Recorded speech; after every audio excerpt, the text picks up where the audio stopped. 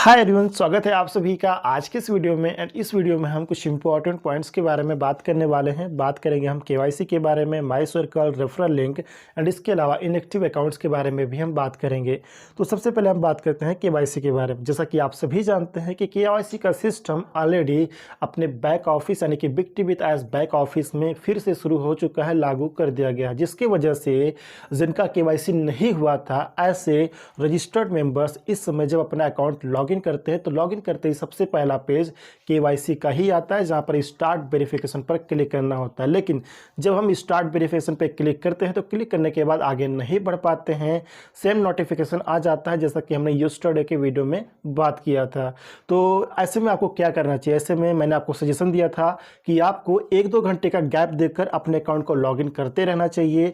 Login करते ही जब आपके सामने पेज आए केवाईसी का तो आपको स्टार्ट वेरिफिकेशन पे क्लिक करना। क्लिक करने के बाद अगर आप आगे बढ़ पाए, अगर आपको आगे बढ़ने का मौका मिले, यानी कि केवाईसी का नेक्स्ट पेज और भी सारे ऑप्शन ओपन हो, तो आप अपना केवाईसी वेरिफिकेशन का जो प्रोसेस है उसको कंप्लीट कर लीजिएगा। तो ऐसे करके आप 1-2 घंटे का गैप देकर लॉगिन करते रहें। जब भी आपको मौका मिले आगे बढ़ने का तो अपना केवाईसी का प्रोसेस जो है वो कंप्लीट कर लीजिएगा। लेकिन इसमें कुछ लोग ऐसे भी हैं जो हमारे रजिस्टर्ड मेंबर्स हैं, जिनका ईमेल भी वेरीफाई हो चुका है और जिनका केवाईसी नहीं हुआ था लेकिन वो रजिस्टर्ड है ऑलरेडी। तो कुछ लोग ऐसे हैं जिनके पास केवाईसी का पेज नहीं दिख रहा, यानी कि इस समय अगर वो अपने अकाउंट को लॉगिन करते हैं तो लॉगिन करते ही बैक ऑफिस का जो डैशबोर्ड है, जो पेज है, बैक ऑफिस उनके सामने ओपन हो जाता है, केवाईसी का पेज दिखाई नहीं देता है। तो ऐसे में अगर कुछ लोग ऐसे हैं जिनके साथ ये प्रॉब्लम है तो ऐसे में आपको घबराने की ज़रूरत नहीं। ये आपकी तरफ से नहीं है, इसमें आपको चिंतित होने की ज़रूरत नहीं, ये सिस्टम की तरफ से है। जब भी केवाईसी का प्रोसेस थोड़ा बढ़ेगा, यानी कि स्पीड तेज़ होगी, तो आपको ऑटोमेटिक आपके पास केवाईसी का पेज आ जाएगा, क्योंकि आपका केवाईसी वेरीफाइड हुआ नहीं है, इसलिए ऑटोमेटिक आपके पास केवाईसी का पेज आ जाएगा। तो जिनके साथ भी ये प्रॉब्लम है कि केवाईसी का पेज नहीं दिख रहा है तो आपको चिंतित होने की ज़रूरत नहीं है, वो ऑटोमेटिक आपके पास आ जाएगा राइट टाइम पर। जस्ट इंतज़ार करें एंड अपडेट्स को फॉलो करते रहें फ्रेंड्स। अब हम बात करते हैं माई सर्कल के बारे में।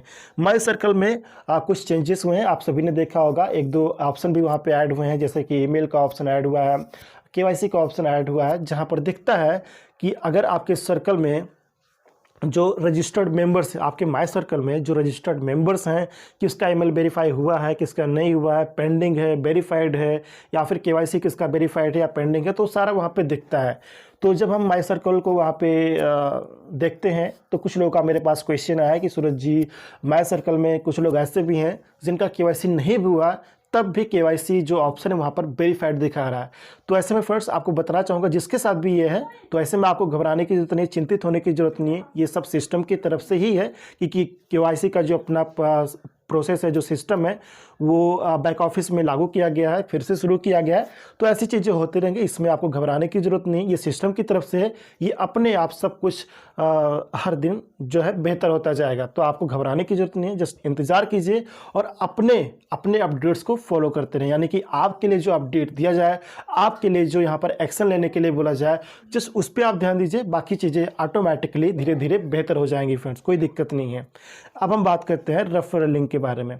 कुछ लोगों का मेरे पास क्वेश्चन आया है कि सूरज जी, अगर मेरा रजिस्ट्रेशन कंप्लीट हो गया है, ईमेल वेरीफाई भी हो गया है, लेकिन केवाईसी नहीं हुआ है, तो मुझे रेफरल लिंक कब मिलेगा? केवाईसी के पहले ही मिल सकता है या केवाईसी के बाद मिलेगा?